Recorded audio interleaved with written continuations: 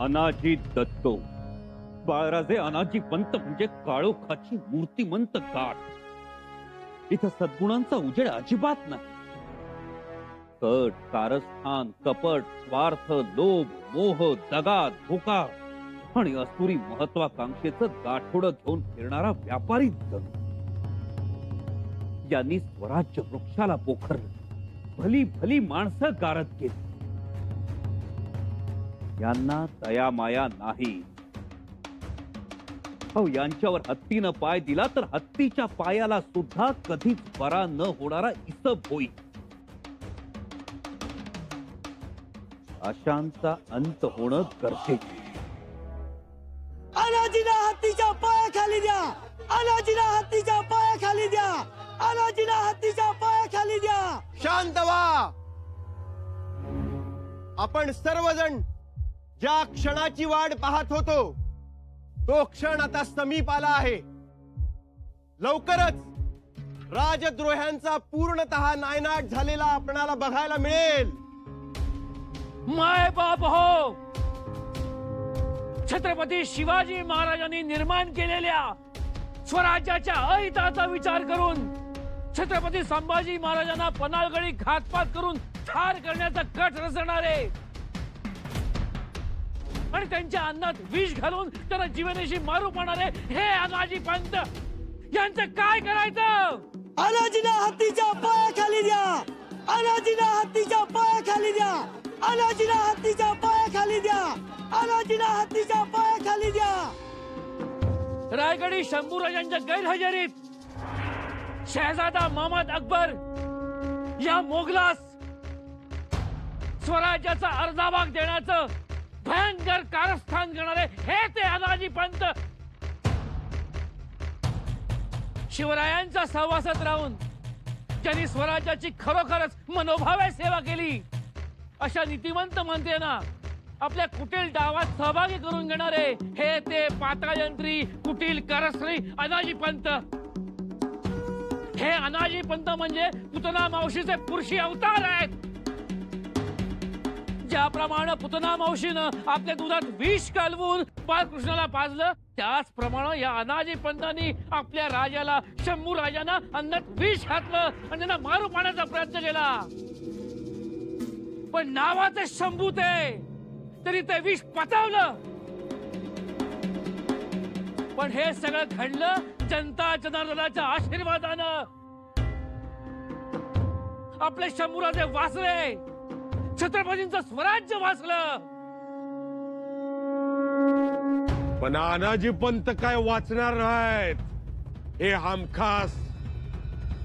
राजद्रोही अनाजी पंत दत्तो प्रभुणीकर यांना समस्त रयतेच्या साक्षीनं या औंढ्या गावाच्या माळावर हत्तीच्या पायी देऊन हे कटकारस्थानाचे गौड बंगाल कायमचं संपवण्यात येत आहे। अनाजी पंतांच्या शिक्षेची अंमलबजावणी सुरू करावी। घेऊन चला रे याला। खबरदार जर कोणी मला हात लावाल तर छत्रपती महाराजांचा सुरनेस आहे मी। हो पंत, त्यांच्यावर कशाला डाफरताय? हुकुमाचे ताबेदार आहे तिथे।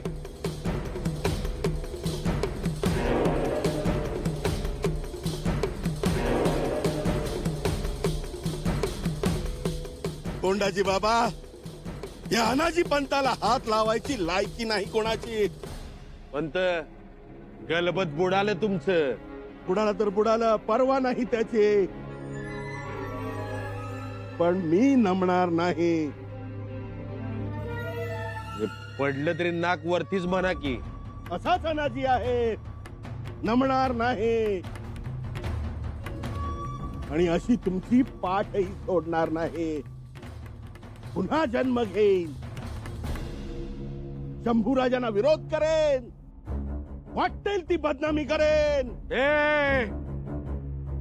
लोक म्हणतात ना, जित्याची खोड मेल्याशिवाय जात नाही। तुझी तर मेल्यावर पण राहणार आहे रे। राहणार। मी महाराजांचा सुरनीस आहे।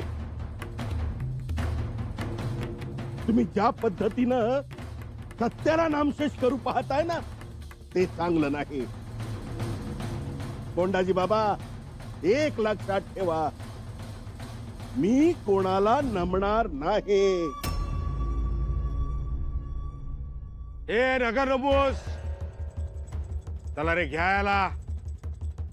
हत्ती तुझी वाट बघतोय. चला चला, मी घाबरत नाही. चला. हे अंगाला हात लावायचा नाही, सांगून ठेवतोय. सोडा.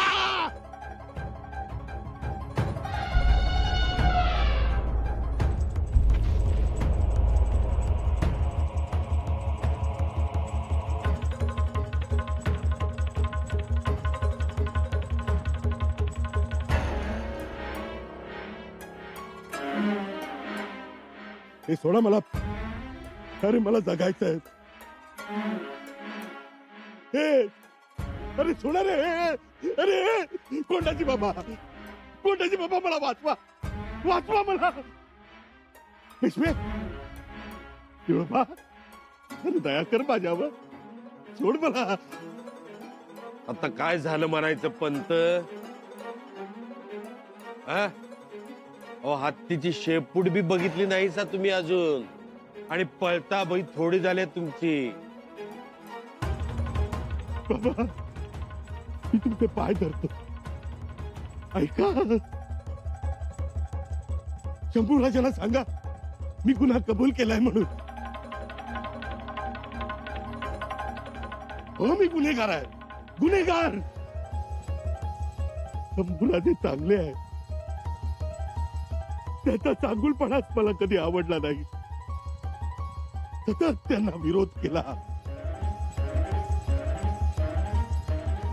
मी चुकलो, वाईट वागलो.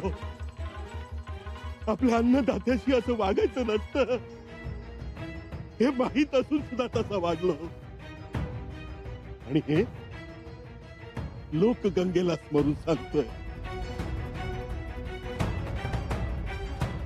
बघा बघा, मला माझा मृत्यू दिसतोय. आता काही क्षणात मी या माळावरची चिकल माती होईन उद्या. त्या अगोदर मला बोलू द्या. शंभूराजाला सांगू द्या, शंभूराजे मला माफी द्या. मी तुम्हाला सदैव शंकासुराच्या समोर उभं केलं. अनेक शंका घेतल्या तुमच्यावर. तुमच्या चारित्र्याला मी बदनाम केलं. असंख्य बाणांनी मी तुम्हाला घायल करण्याचा प्रयत्न केला. असंख्य प्रश्नांचे भाले मी अनेकांना तुमच्यावर रोखायला लावले. त्यात मी माझ्या लेकीलाही सोडलं नाही. गोदावरी, माझ्या निष्पाप लेकीचं नाव मी तुमच्या नावाशी जोडलं. तुमच्या बदनामीसाठी मी माझ्या लेकीचा संसार मोडला. शंभूराजे, माझ्यामुळे तुम्हाला आयुष्यभर अग्निदिव्याला सामोरं जावं लागलं. मी मर्यादा सोडली. मी माझी महत्वाकांक्षा गोंजारत राहिलो. मला एक ठाऊक होत, अग्नीची ठिणगी एक क्षण जळते. त्या ठिणगीने दिवाही पेटवता येतो आणि वणवाही. मला दिवा नको होता, मला उजेड नको होता. मला हाहाकाराचा आगडोम पाहिजे होता. काय केलं नाही मी? जे करता येईल ते सगळं केलं.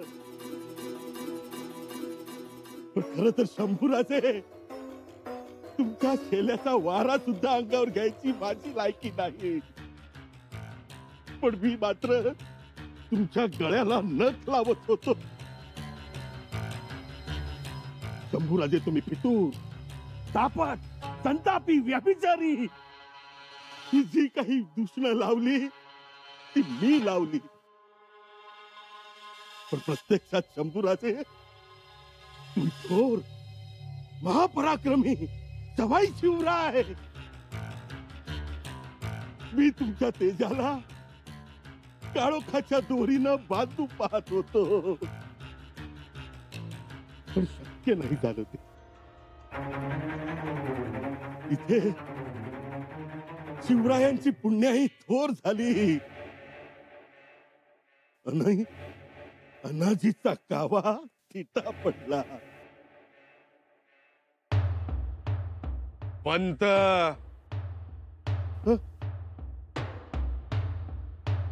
आता झालं माझं. जे सांगायचं होतं ते सांगून झालं. आता मला आगीत जाळा, तलवारीने तोडा, पाण्यात बुडवा, नाहीतर हत्तीच्या पायी द्या. मी मरायला तयार आहे. तोंडाजी बाबा, या अनाजीचा कबुली जबाब हे या उजाड माळाचं वैभव असे. असेल असेल. मारायच्या आधी सगळं बोलला सा ते एक बरं केलं सा बघा. पश्चातापाने माणूस की उजळती म्हणतात. मला पश्चाताप झालाय. माझ्यामुळे स्वराज्याचं अधपतन झालंय. पंत, आता तुम्ही कबुली जबाब दिलात तरी शिक्षा ही होणारच. होणारच. माफी द्या. कशापायी आता जगतायसा हा? आणि एवढं तुमचं लोकांनी ऐकल्यावर लोक सोडतील होय तुम्हासनी? चला घ्या रे याला. नको नको. अरे कुठे घेऊन जाताय मला? अरे असं काय करताय तुम्ही? अरे पोरांनो, अरे मी सुरनीच आहे. अरे आता माफी मागितली ना मी. मागितली का नाही? तुमच्या समोर माफी मागितली का? अरे नका रे असं करू.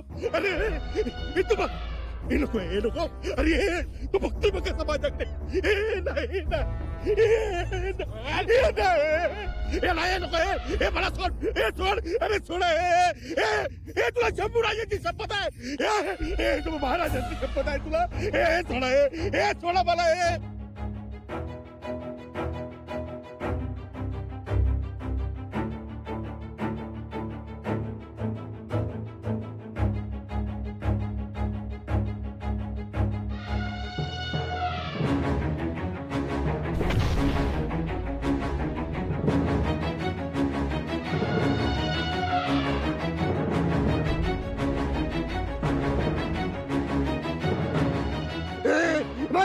पुढे येऊ नका.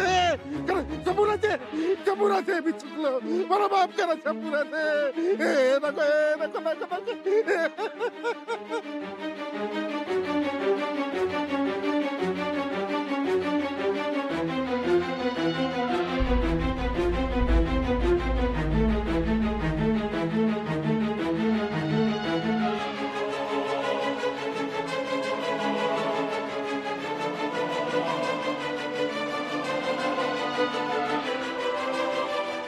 बाबाची बहीण, बाबाची गाणी आणतोय तू गाणं, सोडतोय तू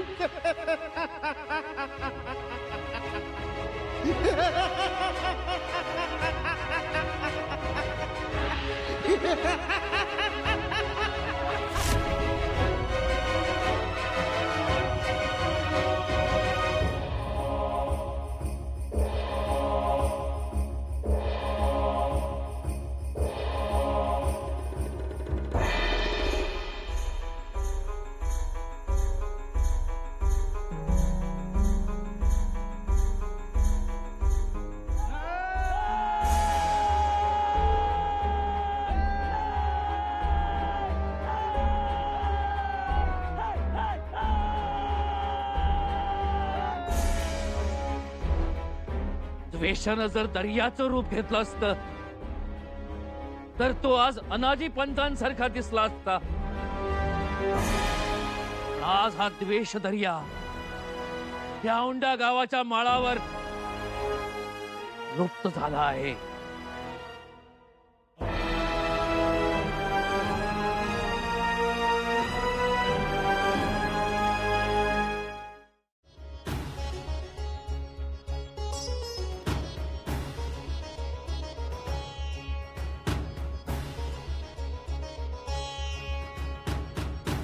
सुनबाई, मातोश्री,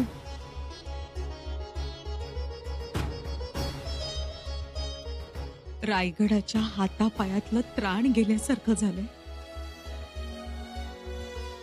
सकाळपासून दिवसही दिसला नाही. अंधारून आल्यासारखं झालंय सगळं. शिक्षेची अंमलबजावणी झाली, आनंद नाही वाटला. गुन्हेगार नष्ट झाले, पण आपलीच माणसं गेली. बंडावा मुळासकट उपटून टाकला, पण त्यात दुर्वांची पातीही मुरगळली. हो, हे तर होणारच होतं. म्हणजे न्याय केला तरीही मनात रुखरुख होतीच. सगळे पकडले, कैद करून समोर आणले, तरीही डोळ्यांना विश्वास बसत नव्हता. मन मानत नव्हतं. राजे पण किती कठीण, किती अवघड, कधी कधी यातना देणारही असतं. हो ना, काळजावर दगड ठेवून निर्णय घ्यावे लागतात. समोर अपराध करणारे हे आपलेच आहेत हे माहिती असतानाही आपलेपणा तोडायचा खूप कठोर व्हावं लागतं. हो मातोश्री, आता आम्हाला आमच्यापेक्षा राजांची काळजी अधिक. जगदीश्वरा,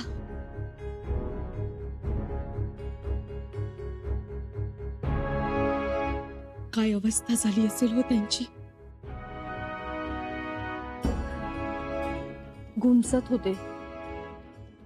त्यांना स्वतःचाच राग आला.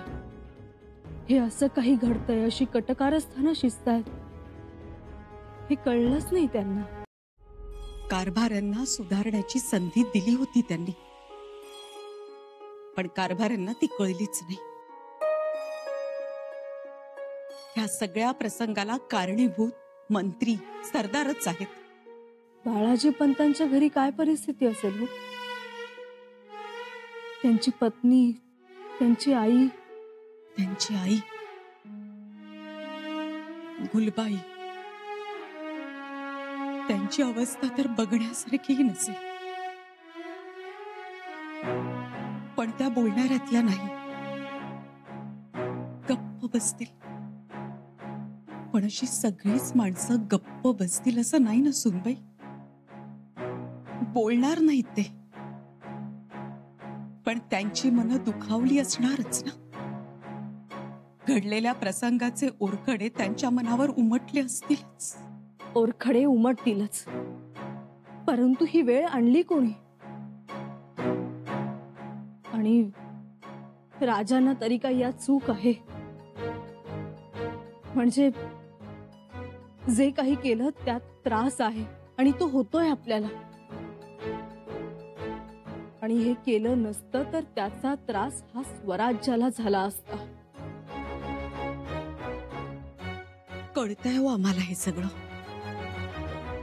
आणि मातोश्री, सिंहासनावर बसलेल्या राजानं जर प्रत्येक बाबतीत दया दाखवली तर त्याचं रूपांतर हे दुबळेपणात होतं. पटतंय, झालं ते योग्यच झालं. राजा म्हणून त्यांनी त्यांचं कर्तव्य केलं, पण राणी साहेब म्हणून आता तुम्ही दुःखी माणसांची मनं सांधा, त्यांच्या जखमेवर फुंकर घाला.